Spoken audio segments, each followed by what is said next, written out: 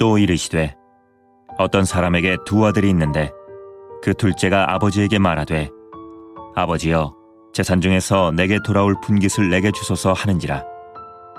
아버지가 그 살림을 각각 나누어 주었더니 그 후 며칠이 안 되어 둘째 아들이 재물을 다 모아가지고 먼 나라에 가 거기서 화랑방탕하여 그 재산을 낭비하더니 다 없앤 후 그 나라에 크게 흉년이 들어 그가 비로소 궁핍한지라. 가서 그 나라 백성 중 한 사람에게 붙여 사니 그가 그를 들러보내어 돼지를 치게 하였는데 그가 돼지 먹는 쥐염 열매로 배를 채우고자 하되 주는 자가 없는지라. 이에 스스로 돌이켜 이르되 내 아버지에게는 양식이 풍족한 품꾼이 얼마나 많은가. 나는 여기서 줄여 죽는구나. 내가 일어나 아버지께 가서 이르기를 아버지, 내가 하늘과 아버지께 죄를 지었사오니 지금부터는 아버지의 아들이라 일컬음을 감당하지 못하겠나이다. 나를 품꾼의 하나로 보소서 하리라 하고 이에 일어나서 아버지께로 돌아가니라. 아직도 거리가 먼데 아버지가 그를 보고 측은히 여겨 달려가 목을 안고 입을 맞추니. 오늘은 온가족 주일입니다. 특별히 오늘 본문의 말씀을 통해서 우리 가정과 교회의 참 아버지 되신 하나님 아버지의 마음으로 그 마음을 이해하는 철든 효자들이 저와 여러분 되시기를 주님의 이름으로 축복합니다. 한 아이가 동시를 하나 졌어요. 동시를 졌는데 이렇게 동시를 지었습니다. 우리 아빠는 왜 안경을 쓰실까? 나를 더 잘 보기 위해서 안경을 쓰셨을 거야. 우리 아빠는 왜 이렇게 키가 클까? 내가 어디 있는지 찾아보려고 우리 아빠는 키가 크실 거야. 여러분 어떻습니까? 여러분 감동이 안 되면 내가 어른 된 거예요. 우리 아이들만의 참신한 생각 같아요. 여러분 그 한자로 어버이 친자 아십니까? 어버이 친자, 저게 친할 친자도 되기도 하는데 저 친자가 어떻게 이루어졌냐면 나무목 위에 설립자, 그리고 오른쪽에 뭐가 있습니까? 볼견자가 있습니다. 이게 뭐냐면 아버지는 자녀를 보살피기 위해서 나무 위에서 자녀를 바라보는 분, 바로 이 모습이 우리 아버지의 모습이라는 것입니다. 오늘 본문은 집 나간 자식을 나무 위에서 그 아들을 기다리는 부모의 간절한 마음이 들어가 있습니다. 오늘 본문은요, 성경에 나타난 비유 중에서 또 예화 중에서 가장 길고 너무 많이 알려졌습니다. 사실 오늘 온가족 예배 주일을 맞이하여 우리 아이들과 함께 어떤 말씀을 나누면 우리 아이들이 어렵지 않게 어른 예배에서 은혜를 받을 수 있을까 고민하다가 성경에서 가장 잘 알려진, 굳이 설명하지 않아도 다 이해할 수 있는 본문을 여러분과 함께 나누려고 합니다. 오늘 이 본문을 우리 아이들도 수없이 들었을 거고 우리 어른들도 정말 100번 이상 이 본문 가지고 말씀을 들었을 겁니다. 오늘 이 말씀의 키포인트의 포커스는 뭐냐면요, 사실 회개하고 돌아온 아들에게 맞춰 있는 것이 아니라 그 아들을 그럼에도 기다리는 아버지의 마음입니다. 아버지의 마음을 알라는 것입니다. 오늘 본문은 특별히 세 가지 영역에서 아버지 마음에 대해서 교훈을 합니다. 여러분 이 세 가지 영역에서 말씀을 들어야 되는데 이 세 가지 틀, 이 프레임을 잘 기억하면서 말씀을 들었으면 좋겠습니다. 첫 번째 프레임이 뭐냐면요, 한번 같이 읽어볼게요. 시작. 이 땅의 교회와 하나님의 백성들은 하나님 아버지를 향해 어떤 마음을 가지고 살아야 하는가에 대해서 한 가지 교훈하고, 두 번째는요, 자 같이 읽습니다. 시작. 가정에서 자녀들이 부모에게 어떤 마음으로 부모를 섬길 것인가에 대해서 말씀을 하고요. 세 번째 프레임은 뭐냐면 시작. 특별히 영적인 가족인 성도는 어떤 마음으로 교회와 지체들을 섬겨야 하는가에 대해서 우리에게 교훈하고 있어요. 이 세 가지 교훈을 한 가지로 말하면 아버지의 마음을 알고 아버지의 마음을 회복하라는 것입니다. 이 아버지의 마음은 특정한 우리 아버지만의 문제가 아니라 우리 모두가 아버지의 마음을 회복해야 된다는 것입니다. 오늘 본문은요, 육신의 아버지의 마음을 통해서 우리 하나님 아버지의 마음을 우리에게 소개해 주고 있어요. 오늘 탕자의 비유라고 하죠. 이 탕자의 비유는 한 가정사의 그들만의 이야기가 아니라 교회를 확장된 가족으로 이해하고 교회에게 주신 말씀이에요. 여러분, 교회는 확장된 가족입니다. 여러분 동의하십니까? 그렇기 때문에 교회는 하나님을 향해서 사장님이라고 안 불러요. 교회는 하나님을 향해서 그렇다고 교장 선생님이라고 부르지도 않아요. 교회는 학교도 아니고 회사도 아니고 사회의 어떤 조직도 아닙니다. 교회는 하나님을 아버지라고 부르는, 주님의 피와 살을 함께 나누는 영적인 가족들입니다. 그래서 저와 여러분은 영가족입니다. 그렇기 때문에 우리는 한 가족이라는 것이죠. 이 가족을 향하여, 이천신화교회 한 가족을 향하여 하나님은 아버지의 마음을 우리가 알기를 바라고, 우리가 그 아버지의 마음으로 하나님은 우리가 이 땅을 살기를 원하신다는 거예요. 여러분, 행복한 가정을 이루기 위해서 가장 중요한 것은 아버지는 아버지의 마음이 나타나야 합니다. 아버지가 막내만 못하면 안 됩니다. 아버지가 철없는 막내딸만 못하면 안 됩니다. 아버지는 아버지이기 때문에 아버지 마음이 나타나야 되고요. 자녀들은 아버지 마음을 받으며 살아야 됩니다. 여러분, 자꾸만 아버지 하니까 이 시대의 엄마들이 서운해하는데, 여러분, 아버지의 마음은 부모의 마음이고 이 부모의 마음은 어머니의 마음과 다르지 않아요. 여러분, 이렇게 행복한 가정생활을 하기 위해서는 아버지의 마음이 나타나야 되고 자녀들은 아버지의 마음을 받아야 됩니다. 그러면 여러분, 또 하나 물어볼게요. 그러면 행복한 신앙생활이 되기 위해서는 어떻게 해야 될까요? 간단해요. 하나님 아버지의 마음을 알아야 됩니다. 그리고 하나님 아버지의 뜻을 깨달아야 되고요. 또 하나님 아버지의 말씀이 내게 순종의 능력으로 나타날 때 그 신앙생활은 참으로 행복한 신앙생활이 되는 것이에요. 여러분, 반면에 이 땅에서 누가 제일 불쌍한 사람인지 아십니까? 부모의 사랑을 받지 못한 사람이에요. 부모의 사랑을 잃어버린 사람이에요. 부모의 사랑을 받았음에도 불구하고 하나도 기억하지 못하는 사람이 제일 불행한 사람이고 불쌍한 사람이에요. 심리학자 프로이드를 아십니까? 그 프로이드가 뭐라고 말하냐면, 부모로부터 형제로부터 사랑받지 못할 때 찾아오는 부정적 감정이 있는데 그 부정적 감정 중에 하나가 거절 감정이다 라고 말합니다. 거절 감정. 여러분, 인생을 살면서 내가 거절당한다고 느낄 때, 내가 버림받았다고 느낄 때, 그 느낌은 인간이 가질 수 있는 감정 중에서 가장 비극적이고 파괴적인 감정이 될 수 있다고 합니다. 그렇기 때문에 이 거절 감정, 상처난 감정이 내 안에서 거절 감정의 아이가 울고 있으면 삶으로 드러날 수밖에 없어요. 여러분, 제가 물어볼까요? 저와 여러분 안에 이 거절 감정이 없습니까? 이 거절 감정, 이 상처가 치유되지 않으면 삶으로 나타나는 현상들이 몇 가지가 있다고 합니다. 여러분 자신을 들여다보세요. 나는 거절 감정이라는 거 없는 것 같은데 내 안에 거절 감정이 있었구나 하는 것을 발견하게 될 것 같아요. 제가 6가지를 말씀드린데, 첫째 증상이 뭐냐면 나는 작은 일에도 쉽게 마음이 상합니다. 두 번째는 뭐냐면 자신이 느끼기에 또 거절당하고 무시당한다고 느낄 때 나도 모르게 욱하면서 공격적인 성향이 나와요. 적개심이 드러납니다. 그래서 아무것도 아닌데 내 의견에 반대하는 걸 견디질 못해 합니다. 그리고 굉장히 공격적으로 한 대 때리면 가서 5대 더 때리고, 내가 거절당할까 봐 먼저 거절해버립니다. 여러분, 이게 상처예요. 또 평범한 대회에서도 자주자주 분노를 드러내요. 그리고 자녀들을 대할 때 자녀의 작은 실수에도 불같이 화를 냅니다. 참지를 못해서 극단적인 언어를 사용하면서 자녀에게 저주를 퍼붓습니다. 그리고 쉽게 실망해요. 자신에게 실망할 뿐만 아니라 사람들에게도 실망합니다.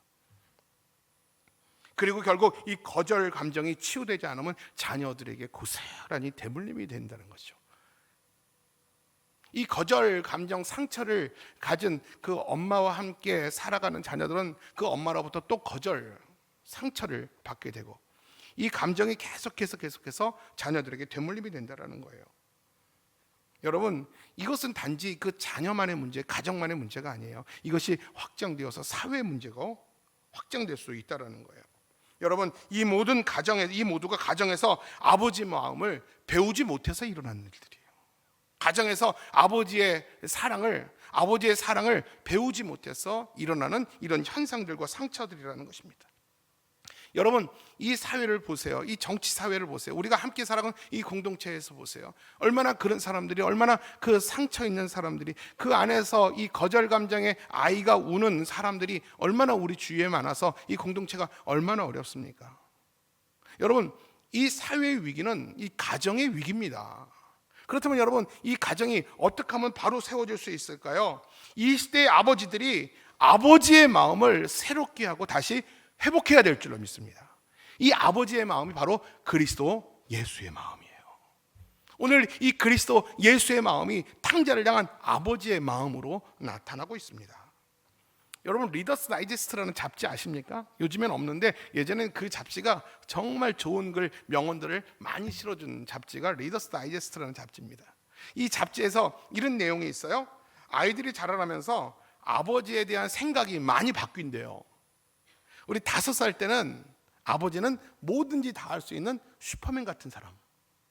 그리고 10대가 되면, 아이들이 10대가 되면 우리 아버지는 우리를 이해 못하는 고리타분한 사람.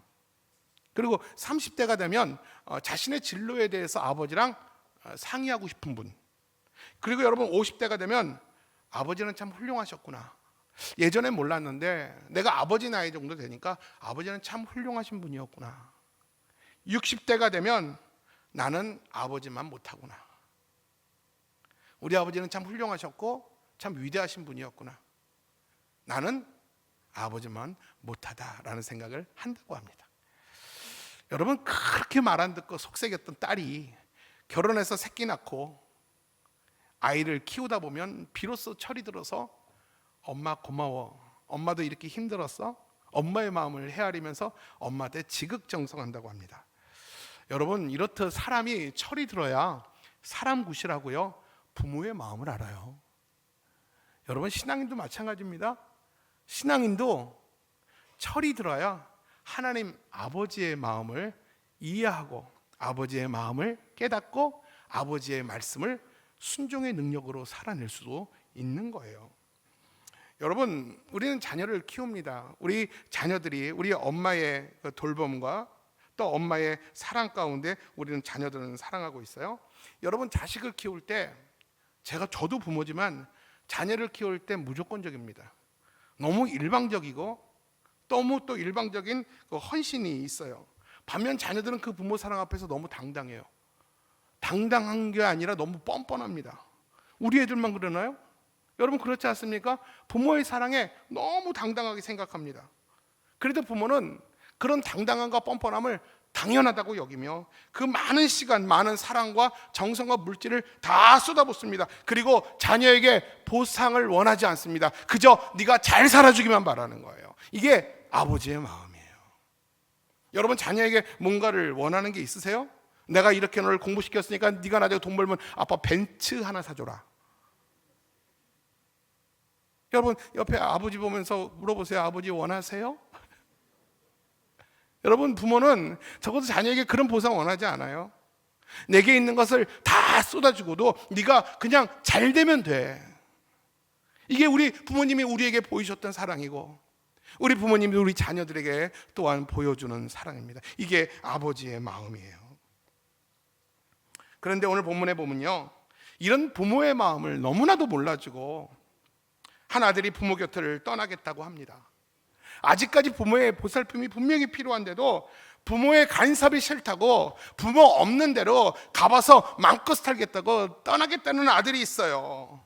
이것은 마치 하나님 없이도 살 수 있을 것 같아서 하나님을 떠나겠다는 인생의 죄성과 타락을 보여주는 내용이에요.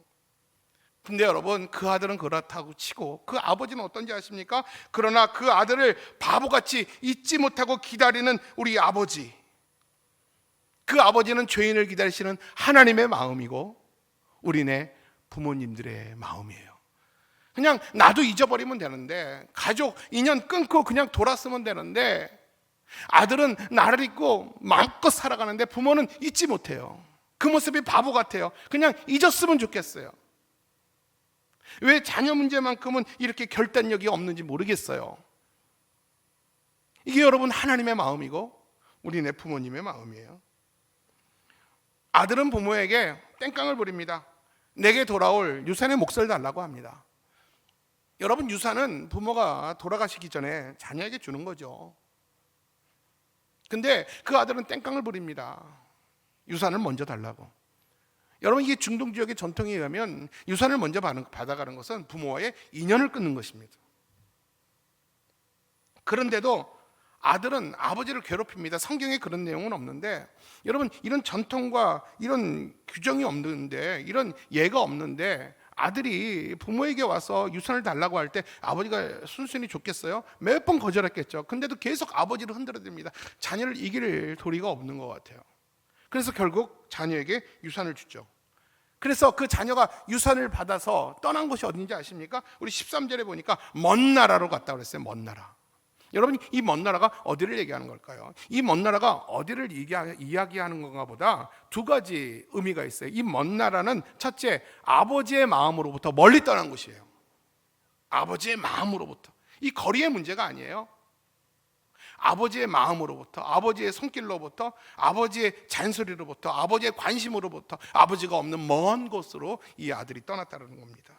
이 먼 나라의 두 번째 의미는 뭐냐면, 신비해 보이고 매력적으로 보이지만 결국 자신을 파괴하고 가족을 파괴하는 죄악된 세상을 일컫는 것입니다. 이 아들은 이 세상이 신비로웠어요. 그 세상에 가면 뭔가 내가 원하는 것이 다 있을 줄 알았어요. 근데 그 세상에는 그 가족 관계를 폐기하고 결국 자신을 무너뜨릴 죄악의 세상인 것을 그는 몰랐던 것이죠. 오늘 사탄은 우리에게 똑같이 이렇게 속삭입니다. 이 지루함의 종교생활을 벗어나라. 여러분, 종교생활 지루하잖아요. 이 지루한 종교생활을 벗어나라. 너는 교회를 다니지 않아도 얼마든지 잘 살 수 있어. 지금까지 잘 살아왔잖아. 근데 왜 지금 교회를 나가려고 해? 귀찮게. 여러분, 이게 사탄의 소리라는 거 여러분 아십니까? 마찬가지로 오늘 본문에서 사탄은 그 아들에게 속삭입니다. 너 아버지 곁을 떠나도 너는 얼마든지 잘 살 수 있어. 지금 떠나. 너에게는 돈이 있잖아. 너에게는 유산이 있잖아. 너 인생을 살 때가 됐잖아. 세상에는 네가 원하는 모든 것이 다 있어. 지금 떠나. 여러분, 이것 또한 사탄의 속삭입니다. 그때 아버지는 그 자식이 재산을 다 잃을 것을 몰랐을까요? 알았을까요? 이 재산을 주면 이 자녀가 이 재산을 잘 모아서 부자가 될 걸로 알았습니까? 아니면 탕진할 걸로 알았겠습니까? 말씀해 보세요. 탕진할 걸로 알았어요. 그래도 아버지는 자녀에게 속아줍니다. 왜요? 사랑하니까. 비록 재산을 다 탕진해도, 재산을 잃고 그래도 아버지 집을 생각할 수 있다면 그것도 은혜이기 때문에, 재산을 다 탕진해서 내 아들로 돌아올 수 있다면 그것만이어도 다행이기 때문에 아들에게 속아주고 재산을 줍니다. 이게 아버지의 마음이에요. 제가 들은 얘기입니다. 이북에서 피난 나와서 알뜰하게 재산을 모아 자수성가한 권사님이 계셨어요. 이 권사님은 아들 하나 데리고 남대문에서 미신 일을 하면서 돈을 차근차근 모아서 작은 빌딩을 하나 샀습니다. 근데 이 아들이 정신을 못 차렸어요. 이 아들이 20대가 되고 30대가 되면서 사업을 하겠다고 엄마한테 돈을 달라고 합니다. 한두 번 가져간 돈이 이제는 굉장히 많은 돈을 가져가고 결국은 빚을 져서 옥에 갈 수밖에 없기 때문에, 그래서 이 빌딩을 팔 수밖에 없었습니다. 목사님이 너무 속상해서 권사님에게 물어봐요. 이 자식이 사업을 잘할 줄 알았습니까? 내 아들은 사업을 모릅니다. 못합니다. 그런데 왜 이 빌딩까지 허락해 줬습니까? 이 빌딩은 갖고 계셔야죠. 권사님의 노후인데 라고 말하자 이 권사님이 말합니다. 줘야죠. 안 주면 원수가 되니까 줄 수밖에 없습니다. 그래서 쫄딱 망해서 이 애미가 고생하는 걸 보면 지도 사람 놈이기 때문에 정신 차리겠지요. 그 자식은 나를 애미로 안 보고 돈 많은 할머니로 볼 뿐입니다. 그러나 그 권사님이 웃으면서 이런 말을 했다고 합니다. 내가 이 빌딩을, 이 건물을 다 팔고 나니까 그놈이 드디어 아들놈이 되어서 내게 돌아왔습니다. 그리고 참 고마운 게 그놈이 나를 엄마로 받아줍디다. 그 예전에는 엄마가 아니었다라는 거죠. 그놈이 내 아들이 아니었다라는 것이죠. 근데 다 잃고 망하고 나니까 내 아들이 되었고 나를 엄마로 받아줬다라는 거예요. 그러면서 그분이 이렇게 말합니다. 나는 재산을 잃고 아들을 얻었습니다. 나는 후회가 없습니다. 내가 아들만 돌아오면 난 더 큰 빌딩 한 채도 더 내줄 마음이 있었습니다. 여러분, 이 어머니가 바보 같죠? 여러분 같으면 절대 그렇게 안 하겠죠? 여러분, 이것이 부모의 마음이고 어머니의 마음이고 우리를 향한 아버지의 마음이에요. 결국 아버지를 떠나 많은 재산을 들고 먼 나라에 갔던 그 아들은 어떻게 됐습니까? 본문 13절 볼까요? 본문 13절 시작. 그 후 며칠이 안 되어 둘째 아들이 재물을 다 모아가지고 먼 나라에 거기서 허랑방탕하여 재산을 다 낭비했더니, 그렇게 큰 소리치고 그만큼의 액수를 재산을 가지고 왔으면 잘 살아야지, 왜 허랑방탕하여 다 재산을 날립니까? 하나님을 떠난 곳은 원래 그래요. 하나님 없는 세상은 원래 이렇습니다. 돈 많은 시골 풋내기 하나 정도 속이는 건 유도 아니에요. 결국 세상 유혹 빠져 재산을 다 허랑방탕하게 낭비하고 그 옆에 수많은 친구들도 그가 돈을 잃자 그를 버립니다. 결국 비참한 처지에 됐죠. 결국 굶고 헐벗고 일에 지치자 그때 첫 번째 보인 반응이 뭔지 아십니까? 17절에 보니까 이에 스스로 돌이켜, 이에 스스로 돌이켜라고 했어요. 무슨 말입니까? 다 잃고 인생의 쓴맛을 맛본 이후에 비로소 정신 차려보니 아버지의 집이 생각났다라는 거예요. 그 예전에 허랑방탕하게 돈을 펑펑 쓸 때는 아버지를 생각하지 못했어요. 이래서 돈이 좋은 거야. 이래서 사람은 돈을 버는 거야. 그러다가 돈 다 잃고 내 곁에 아무도 없을 때 비로소 스스로 깨달아 보니 아버지가 생각이 났다라는 거예요. 아들은 생각합니다. 지금 돌아가도 될까? 내가 무슨 면목으로, 내가 무슨 낯짝으로 아버지와 형을 보겠나? 아마 아버지는 나를 용서하지 않을 거야.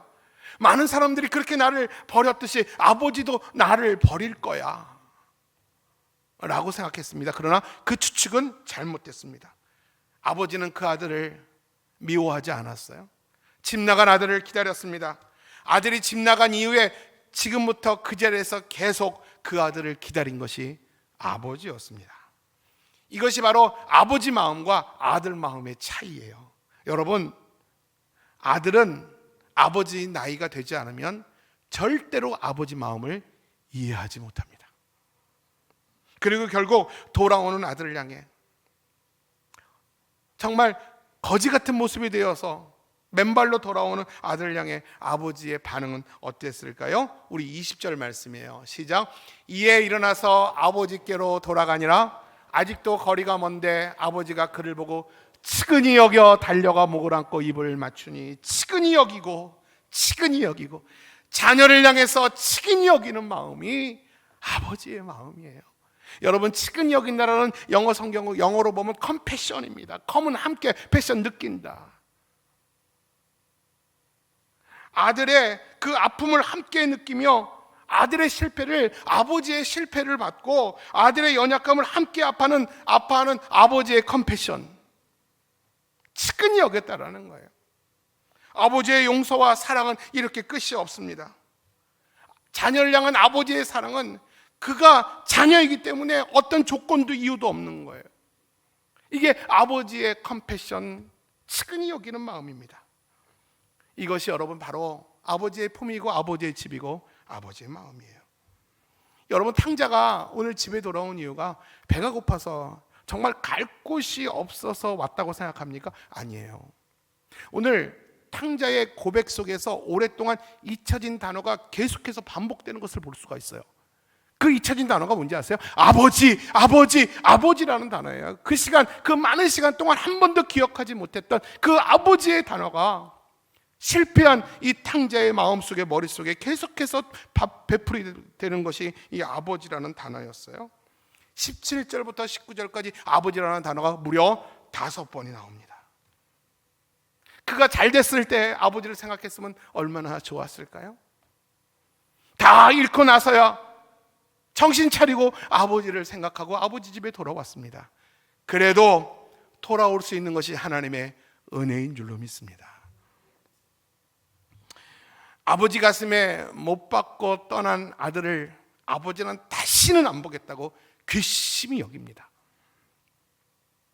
그런데 자식이기 때문에 괘씸한 거예요. 다른 사람이 그러면 그냥 안 보면 돼요. 그렇게 화도 안 납니다. 근데 하나밖에 없는 자식이 이 아버지 가슴에 대못을 박으면 아들이기 때문에 괘씸해요. 근데 그 괘씸함은 사랑하기 때문에 받는 상처예요. 그러나 모든 부모들은요, 이 괘씸한 아들을 향해 다시는 안 보겠다고 하지만 항상 문 열어놓고 기다리는 것이 바보 같은 아버지 사랑이에요. 그 아들이 쩔뚝거리면서 그 집골로 왔을 때 아버지가 막 달려가서 치근히 여기며 그를 안고 뽀뽀를 했어요. 이 꼴이 뭐냐? 네가 이 꼴 되려고 그렇게 큰 소리 치며 나갔냐? 나무라지 않습니다. 뭐하고 살았냐고 100마디 1000마디 묻지 않습니다. 그냥 쫓아가서 안아줌으로 모든 시간을 다 녹여냅니다. 이것이 아버지의 컴패션, 아버지의 사랑입니다. 우리는 그 하나님의 사랑을 받고 있고 오늘도 가정에서 그 부모의 사랑 때문에 오늘도 살고 있는 것입니다. 아들이 용서를 빌었기 때문에 아버지가 용서한 거 아니에요. 아버지는 이미 용서하셨고 아들을 기다리고 있었을 뿐입니다. 말씀을 정리하겠습니다. 사랑하는 이천신화교회 성도 여러분, 본문이 오늘 우리에게 주는 세 가지 교훈이 있어요. 선명한 교훈이에요.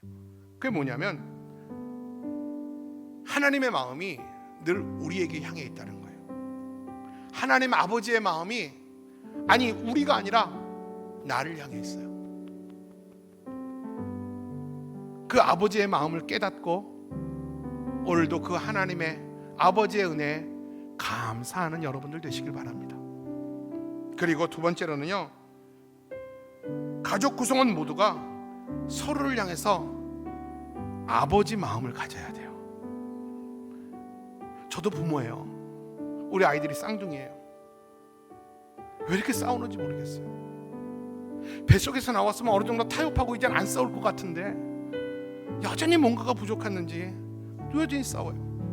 여러분, 제가 알았어요. 제일 괴로운 게 자녀들이 싸우는 거더라고요.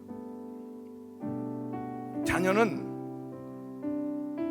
서로 간에 부모를 향해서, 부모는 자녀를 향해서 아버지 마음이 있어야 돼요. 불쌍히 여기는 마음이 있어야 돼요. 서로를 측은히 여기는 마음이 있어야 돼요. 함께 느껴야 돼요. 내 자녀가 못나고 내 자녀가 아프면 너의 문제가 아니라 우리의 문제가 되어야 돼요. 이게 아버지 마음이에요. 그리고 우리 모두가 아버지의 마음을 가진 성도로 이 땅을 살아내야 한다는 거예요. 아버지는 자식을 볼 때 늘 아버지 마음으로 봅니다. 그리고 자녀들 잘 들으세요. 늙어가는 부모님을 볼 때 아버지의 마음으로 부모님을 살펴주세요. 아버지의 마음은 아버지만의 마음이 아니에요. 사랑한다면 누구나 가질 수 있는 마음이 아버지 마음이에요. 측은히 여기세요. 측은히 여기세요. 이 마음이 그리스도 예수의 마음, 철든 효자의 마음이에요. 목회자는 성도를 대할 때도 아버지 마음으로, 성도들은 교회와 목회자를 대할 때도 불쌍히 여기는 마음이 있어야 됩니다. 가정 안에서 가족의 약점을 쉽게 비난하는 사람들은 아직 부모의 마음을 갖지 못한 사람이에요. 마찬가지로 교회 공동체 안에 약점과 허물이 보이면 쉽게 비판하는 사람, 불편해하는 사람, 아직도 아버지의 마음을 얻지 못한 사람이에요. 아버지의 마음을 회복하시기를 바랍니다. 마지막으로 2016년 이철환 씨가 엮은 연탄길이라는 책이 있어요. 여러분 저 책 아시죠? 저 책 정말 엄청나게 한 8년 전에 아주 유명한 책들이었죠. 저는 저 책을 읽고, 저 책은 우리 초중고 애들 필독서로 들어갔으면 참 좋겠다, 누구나 읽어야 될 책이 아닌가. 이 책은 뭐 어떤 장편 소설이나 장편 어떤 수필이 아니라 서민의 애환을 담은 글들을 엮은 내용입니다. 정말 이 책을 읽으면 짠하는 감동이 있고 마음이 따뜻해져요. 여러분 꼭 한번 읽어보세요. 그 가운데 아버지 우산이라는 얘기가 나와요. 이 책은, 이 내용은 어린 시절 달동네 살면서 이제 어른이 되어서 과거를, 아버지를 회상하면서 쓴 내용이에요. 긴 내용인데 제가 좀 줄여서 읽어드릴게요. 아버지의 마음을 이해하면서 읽어보세요. 아버지는 고물 장사를 하며 고생하셨습니다. 남루한 옷차림으로 푸대를 어깨에 짊어지고 철사 조각, 유리 조각을 줍고 신문지나 모아오는 아버지를 바라보며 나는 마냥 창피하게 여겼습니다. 아버지는 다행히 돈을 조금 모아 식당을 차렸죠. 그런데 실패하고 맙니다. 어머니와 우유 배달을 하다가 설상가상으로 교통사고로 부상당해 깁스를 하고 집에서 쉬게 되었습니다. 그러던 어느 날 천둥 번개가 치며 폭우가 쏟아지는 밤이 되었습니다. 시험 공부를 해야 되는데 물이 뚝뚝 튀며 아주 짜증스러웠습니다. 물방울을 받아도 더 이상 양동이로 받을 수가 없었습니다. 그때 아버지는 화가 났는지 횡하니 밖으로 나가셨습니다. 30분이 지나고 1시간이 지났는데도 아프신 아버지는 집에 돌아오지 않았습니다. 어머니와 이 골목 저 골목을 찾아다니다가 돌아오는데 지붕 위에 시커먼 물체를 발견합니다. 허덕대며 우산을 쓰고 그 아들을 위해서 지붕을 수리하며 비를 맞고 있는 아버지를 발견합니다. 그 아버지를 생각하며 오늘도 눈물이 납니다. 이게 우리를 향한 하나님 아버지의 마음이며 우리 가정의 부모님의 마음입니다. 그리고 이 아버지의 마음이 모든 가족 한 사람 한 사람, 모든 성도가 서로가 서로에게 가져야 될 그리스도 예수의 마음일 줄 믿습니다.